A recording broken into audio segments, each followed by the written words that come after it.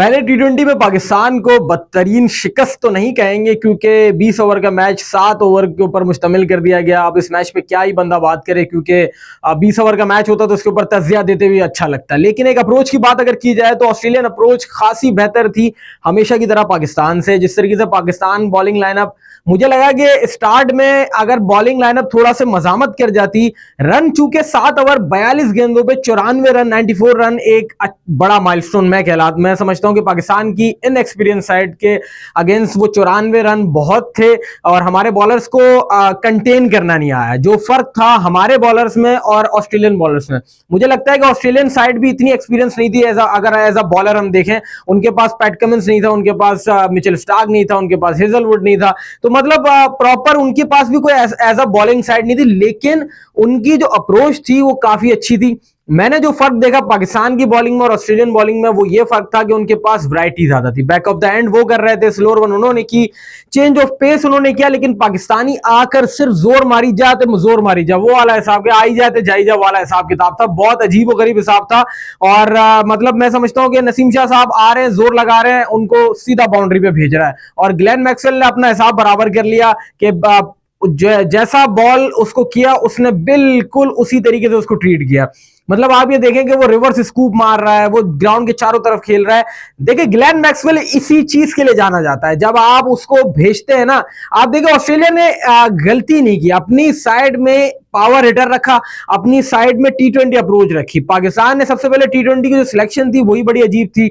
आपके दो बैट्समैन जो आपके वनडे में इन्फॉर्म रहे, ठीक है, अब्दुल्ला शफीक का बैटिंग तर्ज जो है वो बहुत अलग है, वो वनडे में अलग खेलते हैं, टी20 का उनका जो है वो स्टाइल नहीं है। लेकिन भाई साइम अय्यूब को आपने टीम में क्यों इंक्लूड नहीं किया, मुझे समझ नहीं आ रही। जब आपने फखर जमान को बाहर कर दिया, जब आपको फखर जमान नहीं चाहिए था, तो आप साइम अय्यूब को रखते।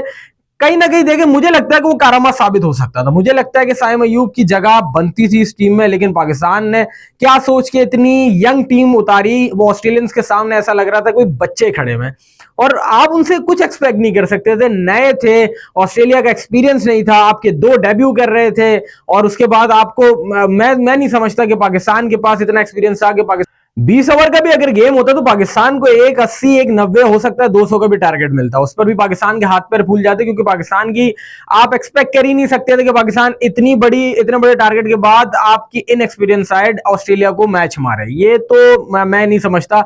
आपकी टीम में 3-4 चीजें लैक थी आज के दिन। एक, प्रॉपर अप्रोच नहीं थी बॉलिंग की, आपके पास वैरायटी नहीं थी, आपको यॉर्कर गिराना नहीं आया, आपने बैक ऑफ द एंड नहीं कर पाए, आपको स्लोअर वन नहीं करने आए, आपको मैक्सवेल को रोकना नहीं आया, वो आपको चारों तरफ खेल रहा है, आपको समझ नहीं आ रहा बॉल कैसे कर रहे हैं। एक इंसान रिवर्स स्कूप मार रहा है, आप उसको यॉर्कर करें, नहीं हमें नहीं समझ आ रहा, हम बस ला रहे हैं और जोर मार रहे हैं। एक हमारी चीज जो मसला हमारे लिए हमेशा रहता है। दूसरा, जब आपने टी20 की सिलेक्शन की थी तभी मैंने ये बात कर दी थी कि आपके पास एक्सपीरियंस टीम नहीं है, आप जिन लड़कों पे रिलाय करके जा रहे हैं वो ऑस्ट्रेलिया के लिए नहीं है। हाँ, जिम्बाब्वे टूर में आप उनको डालें, उसके लिए बेहतरीन, आप गंदे हो जाएंगे। आगे के 2 मैचेस भी मैं आपको बता दूं कि आपके पास उस टाइप की टीम नहीं है। आपको जो है वो टीम के अंदर एक ऑलराउंडर, एक तगड़ा डिस्ट्रक्टिव बैट्समैन आपने डालना था, जो आपको जो है रन करके दे, चारों तरफ खेल के दे। आपने फखर जमान को अपने ग्रजेस के जरिए जो बाहर कर दिया, लेकिन आपने साइम को तो टीम में रखना था। टीम बनाते हुए इतना समझ नहीं आया कि यार एक शख्स जो चारों तरफ खेलता है आप उसको खिलाएं ना, आप उसको रखें। और 7 या 8 ओवर के गेम में तो साइम जो है कारामत साबित होता।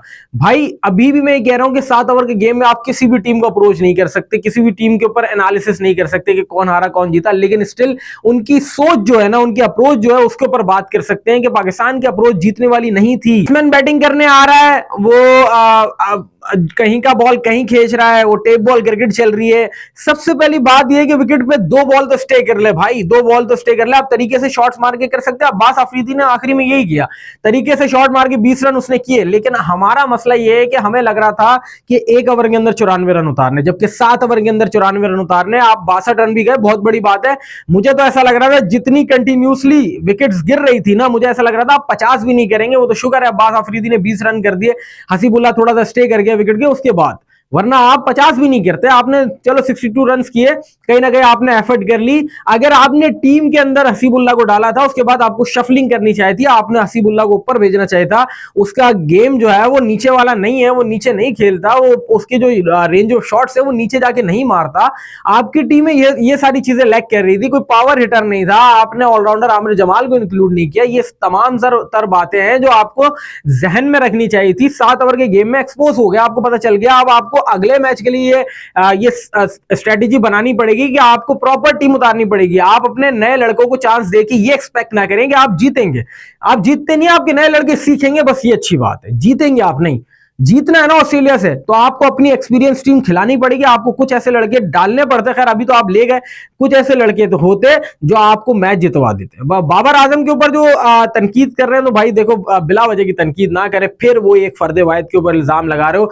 देखो, बाबर आजम का जो गेम है ना वो 7 ओवर वाला है ही नहीं। 20 ओवर के अंदर वो खेलता और वो रन भी करके देता, आप और हम सब जानते हैं। और जो लोग कह रहे हैं कि इनको जो है वो किंग का टाइटल, और ये भाई किंग का टाइटल आपने, हमने, अजीब बात, हमने नहीं दिया यार। इस वक्त वो वनडे में नंबर 1 है, तो बस खत्म बात। आईसीसी ने उसको किंग का टाइटल दिया, आप क्या बातें कर रहे हैं। वो हसन अली ने आके एक पॉडकास्ट में बात कर दी, तो आपने उसी को लपेट दिया। ये वाली बातें ना करें, एक फर्दे वाहिद पे इल्जाम ना लगाएं। चीजें लैक कर रहे थे आप 7 ओवर के अंदर, तो वैसे भी आप कुछ बात कर ही नहीं सकते। लेकिन ये वाली चीजें थी जिसको आप सेट करके अगले मैच में प्रॉपर अप्रोच के साथ 20 ओवर खेल सकते हैं, अदरवाइज आप ऐसे ही गंदे होंगे।